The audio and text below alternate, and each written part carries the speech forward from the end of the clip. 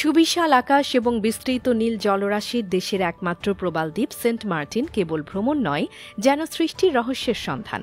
স্থানীয়ভাবে এর নাম নারিকেল জিঞ্জিরা। দেশের একমাত্র কোরাল দ্বীপ হওয়ায় স্থানীয় এবং বিদেশি পর্যটকদের আকর্ষণের কেন্দ্রবিন্দু হচ্ছে এই দ্বীপটি। এর সৌন্দর্য দেখতে প্রতিবছর নভেম্বর ডিসেম্বর থেকে শুরু করে মার্চ এপ্রিল পর্যন্ত পর্যটকদের ভিড় লেগেই থাকে। কিন্তু অবাক করা বিষয় হলো, এখানে ঘুরতে আসা বেশিরভাগই দ্বীপটির আসল সৌন্দর্য উপভোগ না করেই চলে যান। পর্যটকদের অধিকাংশই শুধু দ্বীপের সৈকতে হেঁটে বেড়ানো আর ছেঁড়া দ্বীপে কিছু ভাসমান পাথর দেখেই চলে আসেন।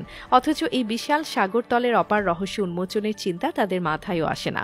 বলা হয়ে থাকে, সেন্ট মার্টিনের সৈকতে যে প্রাকৃতিক সৌন্দর্য আছে তার চেয়ে হাজার গুণ বেশি সৌন্দর্য রয়েছে সমুদ্রের তলদেশে। মূলত দ্বীপটি যে উপাদান দিয়ে গঠিত, সেই মূল উপাদান তথা পানির নিচের কোরাল না দেখেই চলে আসেন পর্যটকরা।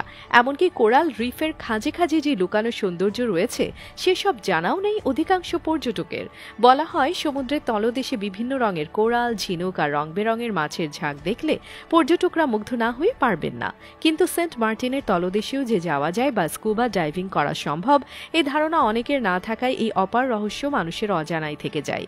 থাইল্যান্ড, মালয়েশিয়া, মালদ্বীপ সহ বিশ্বের বিভিন্ন দেশে স্কুবা ডাইভিং এর জনপ্রিয়তা এখন আকাশচুম্বী। তবে আমাদের দেশে এখনও তা খুব বেশি জনপ্রিয়তা অর্জন করেনি। ফলে সেন্ট মার্টিনে তলদেশেও যাওয়া হয় না পর্যটকদের। অথচ এই সৌন্দর্য পর্যটকদের মাঝে তুলে ধরতে পারলে শুধু নিজ দেশেরই নয়, সারা বিশ্ব থেকে স্কুবা ডাইভিং করতে বাংলাদেশে ছুটে আসবে লাখো পর্যটক। আর এটি দেশের পর্যটন শিল্পকে সমৃদ্ধ করতে জোরালো ভূমিকা রাখবে। কিন্তু এই শিল্পকে তুলে ধরতে সরকারি কিংবা বেসরকারি পর্যায়ে কোনো পৃষ্ঠপোষকতা নেই।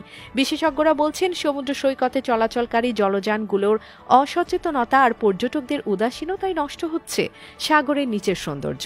এরই মধ্যে ভ্রমণকারীদের ফেলা নোঙর, পর্যটকদের ফেলা ময়লা আবর্জনা আর নৌকার লগি বৈঠার আঘাতে নান্দনিক কোরাল প্রাচীরগুলো বিলীন হওয়ার পথে।